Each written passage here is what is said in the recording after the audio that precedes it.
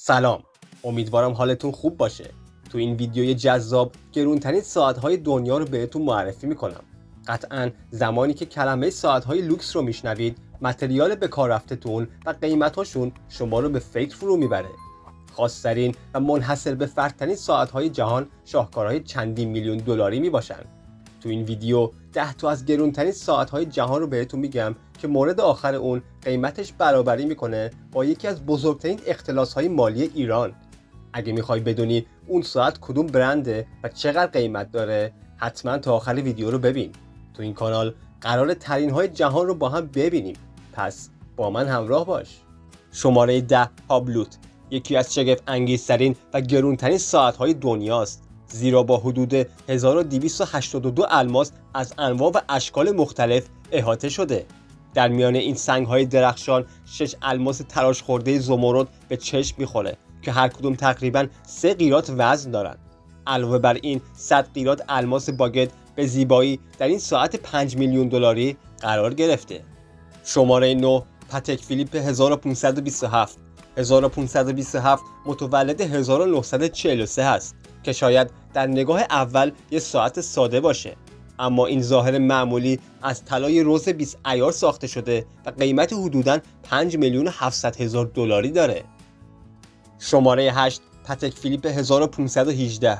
پاتک فیلیپ به تولید ساعت‌هایی در رنگ‌های زرد یا روز گلد معروفه، اما برای نسخه 1518 اونا به دنبال ظاهری تازه بودن و اونو از فولاد ضد زنگ ساختن و قیمتی 11 میلیون و 100 هزار دلاری داره. شماره 7 پال نیومن هنرپیشه معروف جهانی. نام این ساعت از برند لوکس رولکسه. همسر نیومن این ساعت رو به خاطر علایقش به اون هدیه داد. این ساعت گرون قیمت 17 میلیون و 600 هزار دلاری دارای صفحه مشکی کرم است که رولکس این مدل رو دایتونا نامگذاری کرده و تعداد زیادی از اون تولید نکرده. شماره 6 جاکوب میلیاردر. بدنه این ساعت لوکس از 260 قیراط الماس تشکیل شده که تنها سنگ‌های درخشان این ساعت نیستند. میلیاردر دارای 19 جواهر و حدود 167 جزء و یک صورت اسکلتی شکله که نام میلیاردر رو برای این محصول 18 میلیون دلاری گذاشتن. شماره 5 شوپارت. این ساعت لاکچری خاص از برند شوپارت تشکیل شده از 874 قطعه الماس و در مجموع 201 قیراط الماس است.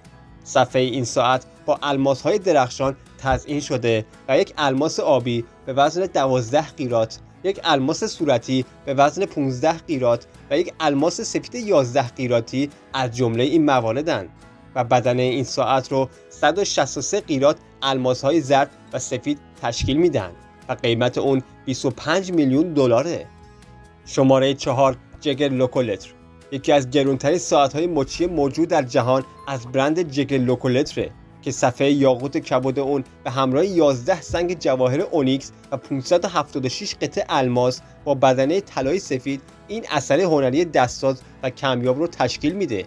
قیمت این محصول حدود 26 میلیون دلاره. شماره 3 پاتک فیلیپ استاد بزرگ. ساعت لوکس The Grandmaster Chime با قیمت 31 میلیون دلار در رتبه سوم لیست ما قرار داره که از استیل ضد زنگ ساخته شده. کتیبه The Only One در آلارم ساعت 12 به صورت ماهی سالمون رنگین کمانی نمایان میشه. شماره 2 گراف دیامونز شیفتگی.